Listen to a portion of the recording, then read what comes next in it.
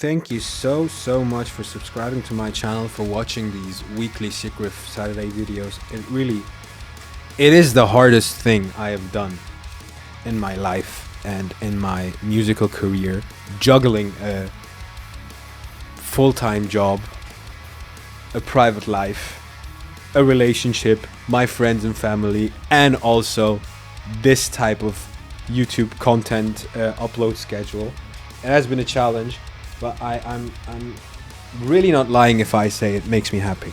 Hello and welcome back to my channel, guys. My name is Buri, and today we're going to change my strings and answer some questions that you asked on Instagram and on YouTube. Before we start out, even though I already started out, I want to say this at the beginning. Thank you for watching this video and welcome to all of the new viewers. I'm happy that you're here and enjoy this video, and if you have any more questions, just hit me up and maybe I'll just collect them and do another Q&A video sometime in the future. So let's get started right away. Let me get the first question. We only got 2 questions on YouTube and a couple more on Instagram. So I'm going to start off with the YouTube. The first question is, what scales, modes do you find yourself using in most of your writing? I feel like I hear a lot of Phrygian, but I could be wrong. No. You're absolutely right. I tend to write in Phrygian dominant or harmonic minor most of the time, just because kind of feel like that's my heritage. Or more like it feels the most natural to me. I've never thought that I'd be quoting Slayer, but Jeff Hanneman once said he hates happy music. His music needs to be sad and in a minor key. And I kind of resonate with that idea. Not like that I try to write sad music. You know, my music isn't always sad or emotional. It's more like heavy. But still, the scales, I can't use the normal, the major scale. I don't know. Just doesn't sound right to me. It has to sound a bit sad or majestic. If you want to, if you want to see Phrygian dominant or harmonic minor as majestic, you could see that. If you think about that, if you think about my heritage and me being Turkish, and the Turkish music, there's a lot of those half notes.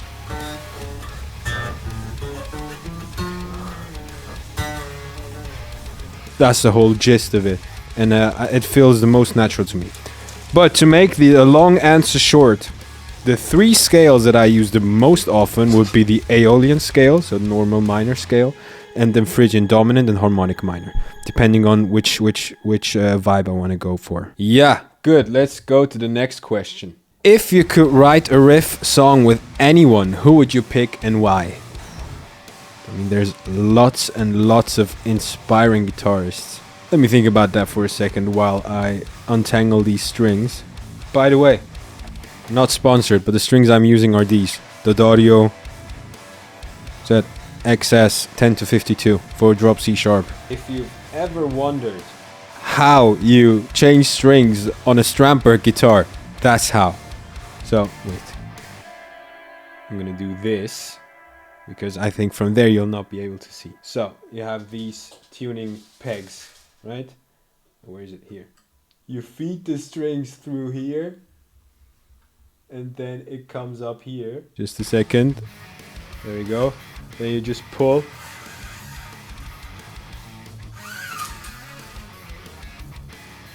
And then tighten it over here. Turn it here. Done. Done deal. Easy as that. Okay. If you could write a riff song with anyone, who would you pick and why? Fuck. You know, counting my favorite guitarists here, I don't know if that makes sense, because they're my favorite guitarists because I love their style, not necessarily because I would be able to work with them. I can't focus. That was a bad idea, maybe. Answering questions and changing strings. I thought I could handle multitasking, but apparently not. I would love to write a riff or song with Buster, because I just want to see how his head works, how he comes up with these crazy ass riffs. That will be interesting. I would love to work with Connor Kaminsky because I love his style. How he plays the guitar is such an inspiration.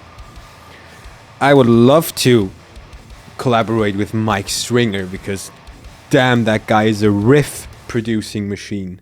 You know what? I'm gonna stay with that answer. Buster, to see how crazy his shit gets. Connor, because I love his riffs and the creativity behind these riffs. And Mike Stringer, obviously, because of the same thing. He's just a riff-producing machine. I love Spiritbox. Yeah, that's my answer. Okay. YouTube questions are already done. Let me string up the next string here. By the way, guys, how often do you change your strings? Especially with these coated ones, I tend to keep them on very long. Alrighty. Thank you all for the questions. I'm gonna start off with the first one. What made you fall in love with strandbergs?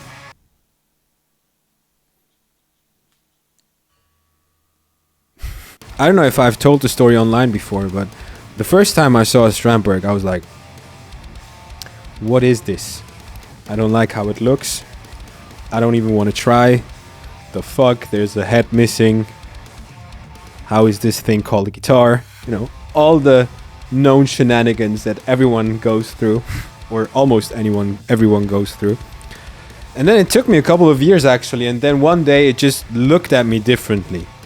And that, I mean, that was years apart from the first time I saw a Strandberg picture until the last time where I thought, okay, they look kind of sexy to me. I think I want to try one. And after that, I went to Japan, tried one, and then bought it. But what made me fall in love with them is actually the weight. Never thought that I would care about something like that, because I mean, I had a Les Paul and I was perfectly fine with it. But the weight, the ergonomics, the neck, and how the whole guitar vibrates. I mean, I'm sure you've known this, or you've had this. You've had the same experience before on other guitars. For example, I have guitars. When you play, you know, you play, but nothing really happens. And then, for example, I had my PRS guitar.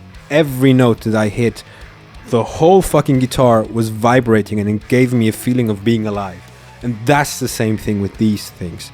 It's amazing, and it's light and comfortable and everything. And they sound great. I mean, you can make almost any guitar sound great, so that's not really an option, or that's not really an argument here.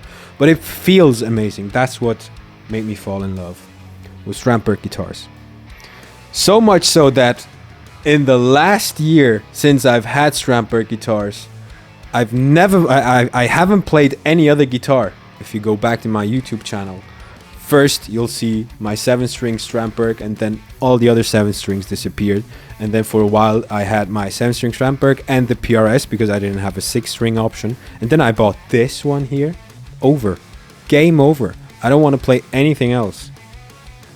But then the other issue comes, I don't want to sell these either. Because they have an emotional value for me. But I mean, here and there I'm gonna pick it up, but it doesn't feel the same. I love my Strandberg guitars. Great. Let's continue with the next question. What's the trend in metal you don't like? The trend in metal. Okay, you know what I do like is the amazing production. I love how when I listen to a modern metal song, I feel like it's hugging me. I am inside it completely, and I love the feeling. What I don't like as much is that the riffs get more simple, which is great. It hits like a fucking truck. It sounds amazing, but more often than not, it's just like ba ba ba ba ba ba ba, drop fucking double A, something like that, and it's just fucking ba ba ba ba ba ba. You know, it sounds dope. It's groovy as fuck, but not much happens on the guitar. And I know that could be because of the production as well. If it would be a more intricate riff, maybe you couldn't produce it that way, that it hits like this. I mean, that's a possibility. I mean, there are other bands that still do intricate riffs. You know, what I want to say is that sometimes, I mean, groove is king, right? I love groove and the bounce over anything. That's my main goal when writing riffs. But it still should be fun to play. I might be a bit biased because I'm doing weekly riffs here, but I think these open string tuned to fucking hell riffs that just, you know, they're just meant to sound good, not meant to be fun. Yeah, that's a trend I don't like. The riffs sound good, don't get me wrong. The riffs sound amazing. Like I said in the beginning, I love feeling completely engulfed and surrounded and hugged by these riffs, but they could get a little more fun to play, I would say. That's today's hot take. Next question. What song are you replaying the most right now? For a while, it has been Labyrinthian by Humanity's Last Breath. Bah, this is so disgusting. But that, I played that a lot. Apart from that, I have to say I've been obsessed with Emotional Oranges. If you don't know who they are, just check them out. They're kind of, you know, R&B, soul. There's just the best feel-good music there is. I love them. Next question. Thank you so much for subscribing to my channel, for watching these weekly Sick Riff Saturday videos.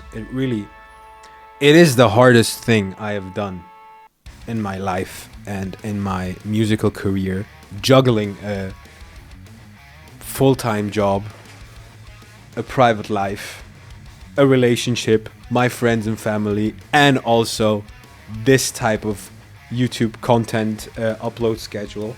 It has been a challenge, but I'm really not lying if I say it makes me happy. It's frustrating as fuck sometimes, especially if you feel like, oh, this video has to be good. This is the fucking best riff I've ever written, and then it's the lowest performing video of them all. But you know, that just comes with the territory, and I'm fine with it. Or at least I'm trying to be fine with it. But really, seriously, thank you. It has been such a joy, and we keep going, man. We keep it going. I'm excited to see what kind of other riffs we might find, we might write, and everything. Any tips for drum production mixing? Ooh. I don't have any real tips that I could give you that you could use straight away. But what I can say is you can check out the mix breakdown I did of Weight of the World, the cover that I did, where I go into detail of what I'm actually doing. Okay, what's one of your favorite breakdowns of all time? Oh Lord, Rowan coming in with those questions. My favorite breakdown of all time? First that comes to mind, my guitar tester riff. Spirit Box, Circle With Me.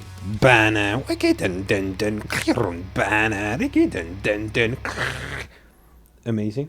Pretty much the whole Periphery catalog. I have to check my library again. What are my favorite breakdowns? I'm gonna stand by that statement. The whole ass Periphery catalog. Amazing breakdowns. Next question. Thank you, Rowan, by the way, for all these questions. You're amazing. Okay. Favorite episode of Sick Riff Saturday you've done so far? Which one I called my favorite? Wait. I try to be real with the titles, but sometimes they just come off as very clickbaity, and I'm not even trying to do that. It's just, if I say that's my favorite episode so far, it's really my favorite episode so far. Episode 37 was, yeah, okay, it was dope. I really liked the riff 1 and 2. The third riff didn't very do much for me. Episode 36 was great. And then I think 33 was good because of the solo in it. I think I don't really have a favorite at the moment because the next idea is always the next best idea. But I think, oh no, I found it. Because my favorite episode so far, and that's still true. Episode 28. That riff in episode 28. Very nice guitars.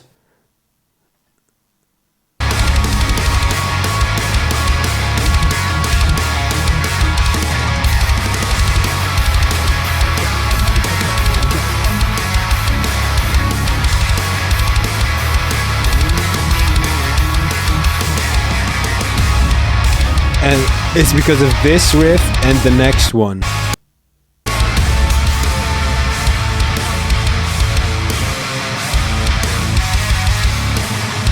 Yeah, still my favorite episode. Episode 28. Good. Don't forget to stretch the strings. All right, the last string. I still have a couple of questions to go. Let me speed it up a bit. Okay. If no head on guitar, how come so much riffs? Is it cause mom free? Obviously it is. All right, next up, Kyle Rainquill asks, what are your computer specs? So, dude, I think I mentioned before I had to replace my Windows PC. Now I have a MacBook. It's a MacBook Pro with M4 Pro, 48 gigabyte of RAM, 2 terabytes of SSD. And I think that's it. I can run everything here, and I'm super happy with it. Next, what was your first guitar and what memories do you attach to it? So my first, there's a lot of firsts, guitar was an acoustic guitar that my grandma brought from Turkey, and it got broken on the way. The bridge kind of broke, probably in transit. I tried to go and fix it, and they said like, oh dude, fixing the bridge on an acoustic guitar, especially a cheap one like this, it just isn't worth it. You could buy another one. So I bought a used guitar, and that was a three quarters guitar. It's a children's guitar basically, because I still was a child. Just had to mention that quickly. Anyway, I started learning guitar with that. I went to guitar lessons, but pretty much immediately after I started, I knew that I wanted to play metal because I've heard of Metallica. So I went to acoustic guitar lessons for half a year, and then I could go and work. That was still during school, but in the while we had off school ferie, vacations, I went summer break. Now, while I had summer break in school, I went and worked so I could save money to buy my first electric guitar, and that was an LTD KH202.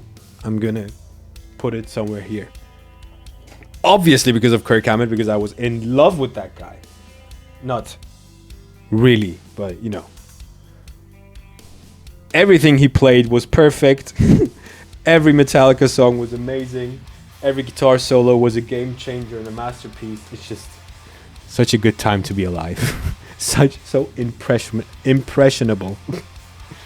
Anyway, I've had that guitar for a very long time, and then I bought other ones. And then I gave it away as a gift to someone else who was collecting these KH LTD guitars. Because I wasn't playing it, it was just gathering dust, and I thought, hey, if you can enjoy this, you can have it. It's been a while. I've had it for about 10 years or something like that. You can have it, it's fine. Yeah, that was my first guitar, and I loved it very much. Yeah, that's it. It had a licensed Floyd Rose, so it sucked ass. This part here sucked. Also, this part here sucked. It was just horrible. And also, for a first electric guitar, having a Floyd Rose, it was a dumb idea. Because I was confined to standard tuning. And if I wanted to play dropped, I had to, go and try to block the Floyd Rose and everything. It's just horrible. But still, I still love floating bridges. So apparently wasn't that wrong. Next. Is there a video for every guitar you own, or are there guitars you haven't used? So I have an acoustic guitar. That's in its case. And also a Jackson Randy Rhoads guitar that I've never showed in my YouTube channel. Because it's just, I would have to stand to play it. Should I go grab it? I mean, I don't have to grab it. I can show you. That's the guitar I have, is Jackson Randy Rhoads. I even have it tattooed. That was my first tattoo with 18. I thought I was fucking badass having a guitar tattooed. Now I regret it, kind of. Whatever. So there are 2 guitars that haven't been shown in the videos before. And then I think the rest of them all had their appearances. The 2 7-string Schecters, the 2 ESPs here, Eclipse and Horizon, and my PRS. The Gibson Les Paul and the Fender Telecaster I sold. Now I have these 2 strandbergs. I think that's all the guitars I have. Love the content. Thank you for the inspiration. Dude, thank you for being here. Thank you for watching it. You say I give you inspiration, but the fact that I know that people are going to watch my videos also gives me inspiration. So thank you for that. Really appreciate you guys.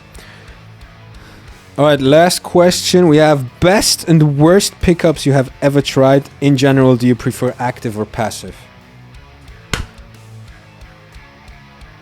The pickups on this guitar, the EMG 707s, I think they're called. That was just like, that was my first 7-string guitar. I was like, oh my god, it sounds low and dope and blah, blah, blah, okay. Now, if I compare it to other things that I've heard, it's not very special.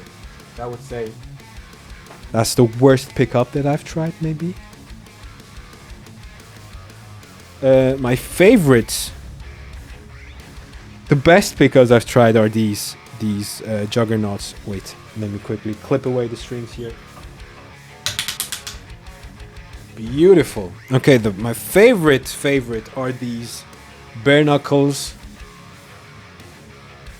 juggernauts, especially because it looks amazing. No, that's not the reason. Sorry, by the way. Bare knuckle juggernauts, and what I also like, what's just fine, I would say, which is just completely fine and acceptable, are the Fishman Fluence pickups, because I have them in this 7-string, the Schecter 7-string, and also on my Strandberg 7-string. It's just the Fishman Fluence Modern. That's just, it works, it's fine, it sounds good, but I like the way these sounds the most.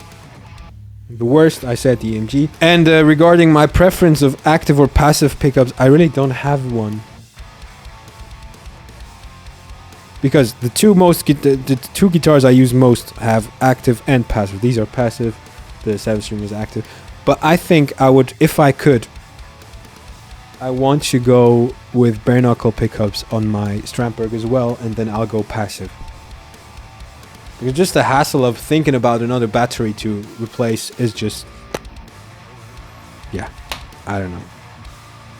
Okay, gonna give you an answer. Passive. I prefer passive pickups.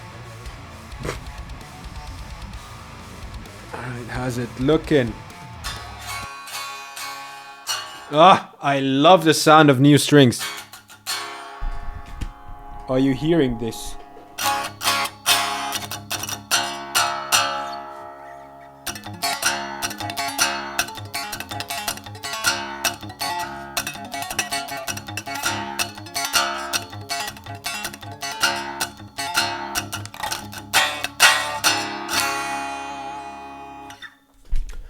And coming back to the questions why I fell in love with Strandberg guitars, that's the reason I love it. I just love.